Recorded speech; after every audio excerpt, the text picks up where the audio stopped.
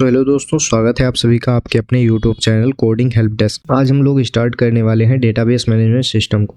हम यहाँ पे डेटाबेस मैनेजमेंट सिस्टम को शुरू से लेके आखिरी तक एकदम प्रैक्टिकल अप्रोच में देखने वाले हैं। तो चलिए वीडियो को शुरू करते हैं। अब सबसे पहले बात करते हैं डेटा क्या है। What is data? तो डेटा क्या है कि data is a collection of distinct small unit of information, यानी कि छोटी छोटी यूनिट से एक अलग अलग छोटी छोटी यूनिट से बनी इंफॉर्मेशन को हम कहते हैं डाटा। ठीक है, उसको हम डेटा कहते हैं। ठीक, उसके बाद बात आती है डेटाबेस की। डेटाबेस क्या होता है? Then database is a organized collection of data so that it can be easily accessed and managed. ठीक है, यानी कि डेटाबेस क्या है? डेटा का एक ऑर्गेनाइज कलेक्शन होता है जिसको हम आसानी से एक्सेस और मैनेज कर पाएँ, उसको हम कहते हैं database.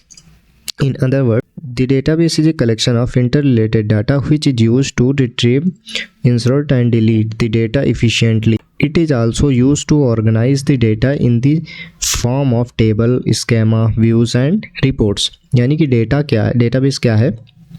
Database inter related data होता है जिसको हम आसानी से रिट्रीव, इंसर्ट और डिलीट कर सकते हैं। ठीक है, उसके बाद में क्या है कि it is also use to organize the data in the form of table.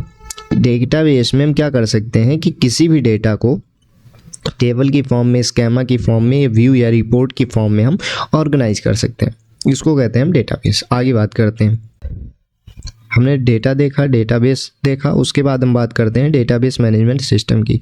Database management system क्या होता है कि database management system is a software that is used to manage the database. यानी कि डेटाबेस मैनेजमेंट सिस्टम एक software होता है जो कि मैनेज करता है डेटाबेस को। फॉर एग्जाम्पल MySQL, ओरेकल और काफ़ी सारी हैं। ठीक है, तो ये क्या है? ये सॉफ्टवेयर हैं जिनकी मदद से हम डेटाबेस को अपने मैनेज करते हैं। एक छोटा सा एग्जांपल है कि जैसे college, the college database organises the data about the admin, staff, student and the faculties etcetera. Using the database you can easily retrieve, insert and delete the information. यानी कि कोई भी कॉलेज होगा उसमें कुछ admins, staff, students and faculty की informations होगी, उनका कुछ डाटा होगा। तो क्या करेंगे कि यूजिंग द डेटाबेस का यूज़ करके हम आसानी से रिट्रीव, इंसर्ट और डिलीट उनकी इंफॉर्मेशन को कर सकते हैं। तो जो सॉफ्टवेयर हम यूज़ करते हैं ये सब परफॉर्म करने के लिए उसको हम क्या कहते हैं? Database management system. ठीक है, अब हम बात करेंगे कि DBMS यूज़र को क्या क्या टास्क परफॉर्म करने के लिए अलाउ करता है। पहला टास्क क्या है कि डेटा डेफिनेशन।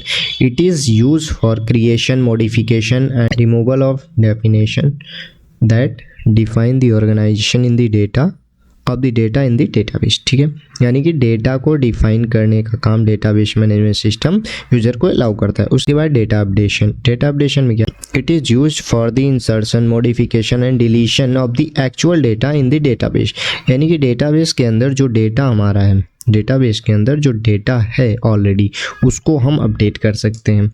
उसके बाद data retrieval. It is use to retrieve the data for the data from the database which can be used by the application for the various purposes। यानी कि डेटाबेस के अंदर जो भी डाटा होता है उसका हम यूज कर सकते हैं कहीं ना कहीं से। उसको हम लेके वहाँ से डेटाबेस से डेटा को निकाल के किसी एप्लीकेशन में या किसी भी वेरियस पर्पज़ के लिए उसको यूज कर सकते हैं। उसके बाद बात आती है user administration. It is used for registering and monitoring users, maintain data integrity, enforcing data security, dealing with concurrency control, monitoring performance and the recovering information corrupted by unexpected failures। यानी कि यूज़र एडमिनिस्ट्रेशन का भी task database management system provide करता है या allow करता है, जिसमें concurrency control, monitoring performance and recovering information corrupted by unaccepted failures, ये सारी चीज़ें डेटा सिक्योरिटी आती। तो आज के वीडियो में इतना ही। अगले वीडियो में लोग डेटाबेस आर्किटेक्चर को देखेंगे। अगर आप चैनल पे नए हैं तो चैनल को सब्सक्राइब करें, वीडियो को लाइक करें और शेयर करना ना भूलें। मिलते हैं अगले वीडियो में, तब तक के लिए बाय बाय।